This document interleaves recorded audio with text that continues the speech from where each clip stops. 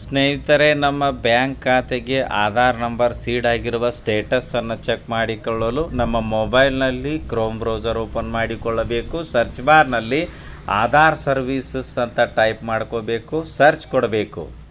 Search ರಿಸಲ್ಟ್ಸಲ್ಲಿ Aadhaar services ಮೊದಲೇ web link ಮೇಲೆ click ಮಾಡಿ. ನಂತರ ನಮಗೆ ಆಧಾರ್ ಸರ್ವೀಸಸ್ ಲಿಸ್ಟ್ ಬರ್ತದೆ. ಕೆಳಗಡೆಗೆ ಸ್ಕ್ರಾಲ್ ಮಾಡಿ Aadhaar linking status, bank seeding status ಅಕ್ಷರಗಳ ಮೇಲೆ ಕ್ಲಿಕ್ ಮಾಡಿ. Welcome to my Aadhaar screen ಬರ್ತದೆ. ಕೆಳಗಡೆಗೆ ಸ್ಕ್ರಾಲ್ ಮಾಡಿ bank seeding status, click here to find your seeding status ಈ ಒಂದು ಐಕಾನ್ ಮೇಲೆ ಕ್ಲಿಕ್ ಮಾಡಿ.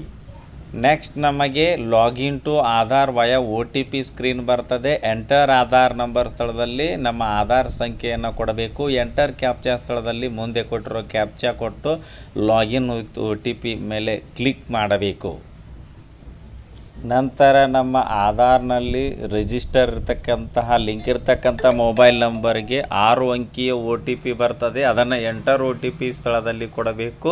ನಂತರ ಲಾಗಿನ್ ಬಟನ್ ಕ್ಲಿಕ್ ಮಾಡಬೇಕು. OTPಯನ್ನು ಫಿಲ್ ಮಾಡಲು 1 ನಿಮಿಷದ ಕಾಲಾವಕಾಶ ಇರ್ತದೆ.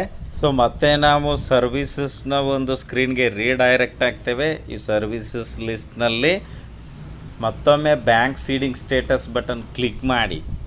ಪ್ರೊಸೆಸಿಂಗ್ ಆಗ್ತಾ ಇರ್ತದೆ. ನೋಡಬಹುದು, congratulations your Aadhaar bank mapping has been done ಅಂತ ಬರ್ತದೆ. ಮತ್ತು ನಮ್ಮ ಆಧಾರ್ ಸಂಖ್ಯೆಯ ಕೊನೆಯ 4 ಅಂಕಿಗಳಿರ್ತದೆ. ಯಾವ ಒಂದು ಬ್ಯಾಂಕ್ ಖಾತೆಗೆ ನಮ್ಮ ಒಂದು ಆಧಾರ್ ನಂಬರ್ ಸೀಡ್ ಆಗಿದೆ, ಬ್ಯಾಂಕ್ ನೇಮ್, ಬ್ಯಾಂಕ್ ಸೀಡಿಂಗ್ ಸ್ಟೇಟಸಲ್ಲಿ ಆ್ಯಕ್ಟಿವ್ ಅಂತ ಗ್ರೀನ್ ಟಿಕ್ ಮಾರ್ಕ್ ಬಂದಿರ್ತದೆ. ಮತ್ತು ಯಾವ ದಿನಾಂಕದಂದು ಬ್ಯಾಂಕ್ ಖಾತೆಗೆ ಆಧಾರ್ ನಂಬರ್ ಸೀಡ್ ಮಾಡಲಾಗಿದೆ ಆ ಡೇಟ್ ಕೂಡ ಲಾಸ್ಟ್ ಅಪ್ಡೇಟೆಡ್ ಡೇಟ್ ನೋಡಬಹುದಾಗಿರುತ್ತದೆ.